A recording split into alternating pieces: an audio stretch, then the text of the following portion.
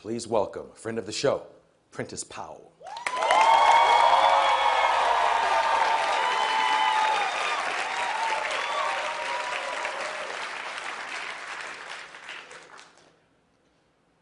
Arsenio, I'm tired of us always having to prove our love to our sons.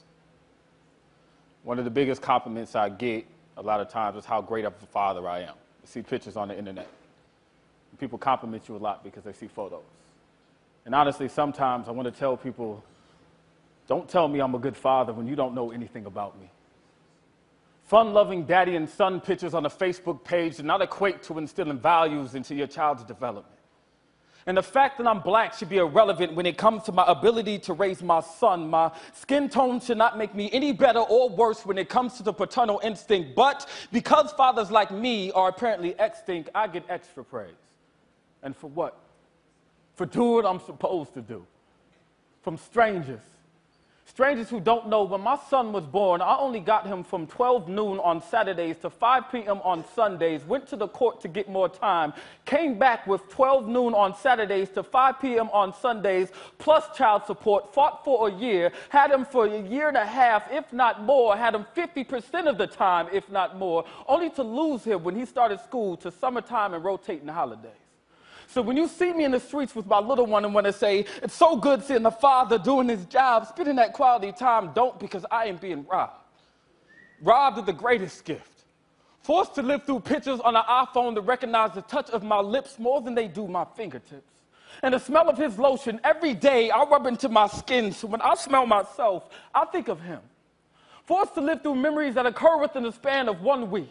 Through occasional webcam chats with a child too young to speak back, so when he reaches for you through that camera, all you can say is, son, I miss you too. Or watching your son learn how to ride a bike via Skype at the hands of another man, and even though he is a good man and you are glad he's around, that man is not you. And not letting his mother know that all this is getting to you, so you get up to grab some tissue because at all times, that distance of 3,117.4 miles can feel more like 3 million.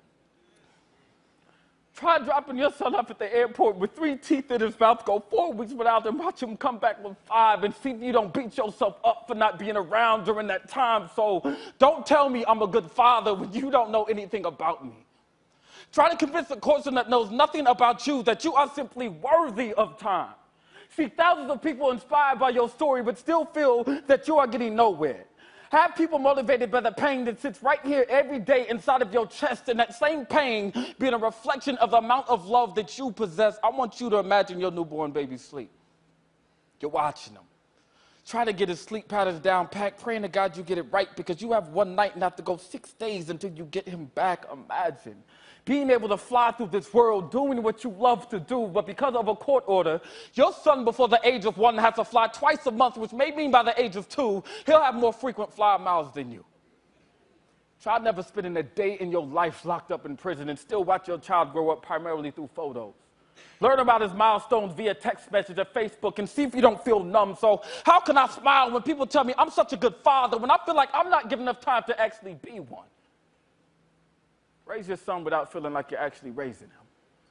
And although everything in this world doesn't go the way we plan, I can accept that. All that's fine. I just don't understand how a man can be forced to pay half of daycare, half of medical expenses, food, clothes, water, but the same man that laid down to create that child is not automatically given half of the time. Something about that situation is not right. And when I'm done with this poem, I mean this. I don't care if any of you clap. I just want my praise, my kudos, my air, my earth, my water, my drive, my moon, my sun, my baby, my motivation, my son. I just want my chance. I just want my son, Justice Prentice Powell. I want my baby back. Thank you.